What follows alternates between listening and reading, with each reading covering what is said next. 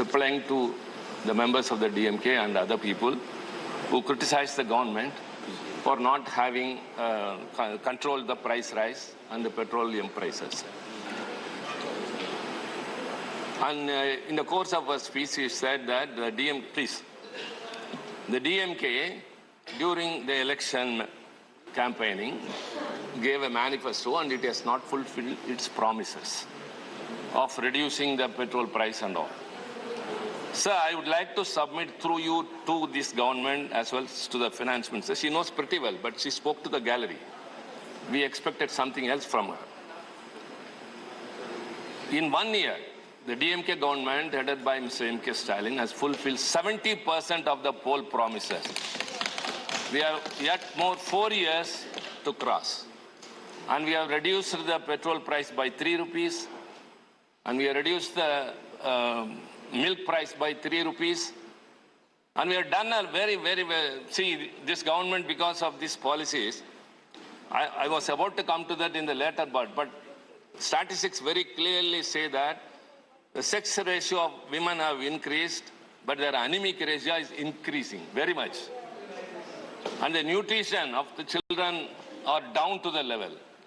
Infant mortality is more. So, sensing all these things, in Tamil Nadu, sir, other than the nutrition meal scheme in the afternoon, we give also breakfast to the children in the school. That is a very progressive one. And everything that happened is only because of this government's policies. Everything. During the election, let me ask. She is challenging us in 1 year whether we fulfill the poll promises. Let me ask them, it is 8 years you have completed. Have you fulfilled your poll promises which you gave in 2014? You said that black money will be totally unearthed and 15 lakh cash will be deposited in every citizen's account. Have you deposited? Have you deposited? Later, you yourself said. It was Jumla. Later, I'll tell you. Later, your own Home Minister, Honorable Amit Shah told it's a Jumla. Jumla means empty promise. So, political promise. Whatever, I don't know the meaning of that word. So, you gave an assurance, but you have not fulfilled. Father, you yourself said it is an electoral promise. So, you have cheated the people. You have misled them. And you said every year you will give 2 crores of employment to the youth. But now as I said in the beginning, the unemployment has soared high. And next comes the demonetization policy. And the highly flawed demonetization policy which was imposed upon the people all of a sudden, which devastated the MSM sector, the informal economy, and the whole economy of this country. And what the Prime Minister told when people were agitated, just in 50 days, if it is not set right, you hang me. Did he not tell that? You punish me, he said. But years have rolled by. The crisis caused by the demonetization and the adverse impact on the economy and the MSME sector and the poor people still continue. So whatever you have done are only flawed. The GST, again to say, the GST has increased the basic prices. And Derek was quoting about a couple, a man and a woman getting up in the morning, getting ready to go to office, going out, what are all the expenses? Let me tell you one more thing, my dear friend. A person dies, he is no more. He is taken to the crematorium, there he has to pay 18%. 18% GST in crematorium. Honorable member. How sad? How sad it is. So also the petroleum prices, they cannot justify it, showing this and that reason. See, when the UPA was in power, the oil prices and the petrol prices in our country. Just a small comparison, because we are not just evasively making comments or making accusations like the others do from that side. In 2011, the oil price was at the highest, 111 rupees 89 paisa, when the petrol price was only 58.5. That was in UPA. And when it demitted office, the oil prices have come down to 84.16 and the petrol was 72.26. When they took over, it was the same. The very next year, the oil prices in the global level came down to 46.17 rupee. But here, dollar. And here, the petrol price was 60.49. It was not proportionate. When the oil prices come down, it should be transferred to the consumer, but it was no. Rather, the petrol price was hiked. And slowly coming like that, today, the oil prices are $121 per barrel, and the petrol price is 105.41. Sir, again compare UPA 111.89 oil price, the petrol price was 58.5, and now only 121, just 10 rupees, $10 more. The petrol price is 105.41. So you are actually accumulated. In the past 3 years only, the government has earned, as per the reports or the statement given by the finance minister, 8.71 lakh crore has been earned by way of petroleum prices hiking. Whom does it affect? Not the corporates. Actually, they are benefited.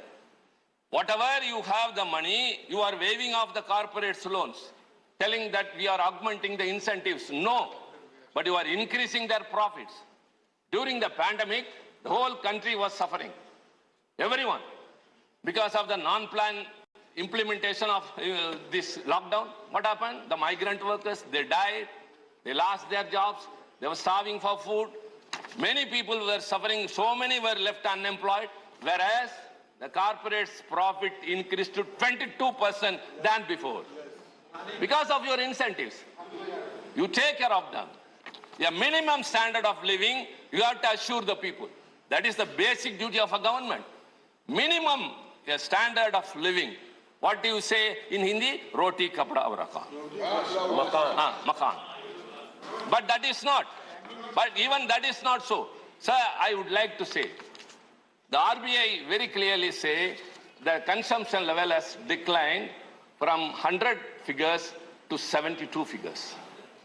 People are not able to buy. The expenses people are spending for their food in the rural areas, please. Rural areas have come down very badly. They are not able to eat. Their calorie intake is coming less. I would say, sir, the indirect tax, what the low income group people is giving, that is what the high income group, a corporate, is also giving. The direct taxes income is only 54%. The rest 46% are given by the ordinary poor people. You are taxing them. You are breaking their backs.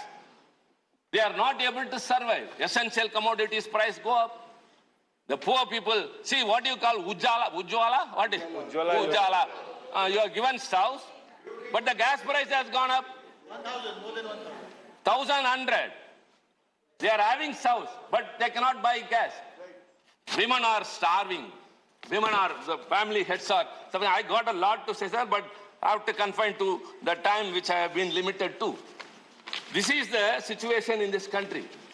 They are not bothered. They only give excuses. The fall in the depreciation of the rupee value. You cannot compare the other countries. You cannot say that person is sick, I am also sick. You have to be healthy. So the government has to take action how to bring back the rupee value to the country's needed level. It is not doing so. Whereas the forex reserves in the Reserve Bank of India has come down by 4 lakh crore rupees to shore up the Indian rupee. What more you have got? You are benefiting the corporates, punishing the poor people. This is not the right gesture of a government. Sir, she is not here, but I would like to conclude since my time is up. I think she would come to know because she used to quote from Tamil Tirukkural, Purananur and all. I would also like to quote one Tirukkural. Kodayali Sengol, Kudiyombal Nangum, Udayonam Vendarku Uli. Means, I would say in Tamil first, தேவைப்படுவோருக்கு தேவைப்படுவதை தருவது, அடுத்தவர்கள் கருத்தை மதிப்பது, நல்லாட்சி நடத்துவது, எல்லாவற்றிற்கு மேல் மக்களை பாதுகாப்பது. இந்த that நான்கும் was உடையது. Tiruchi Siva of the DMK attacking the government on a range of issues: black money, employment, demonetization, oil prices, the value of rupee and inflation in general, the rising prices of the essential commodities. And this, remember, is part of the Mengai debate that is currently underway in the Rajya Sabha.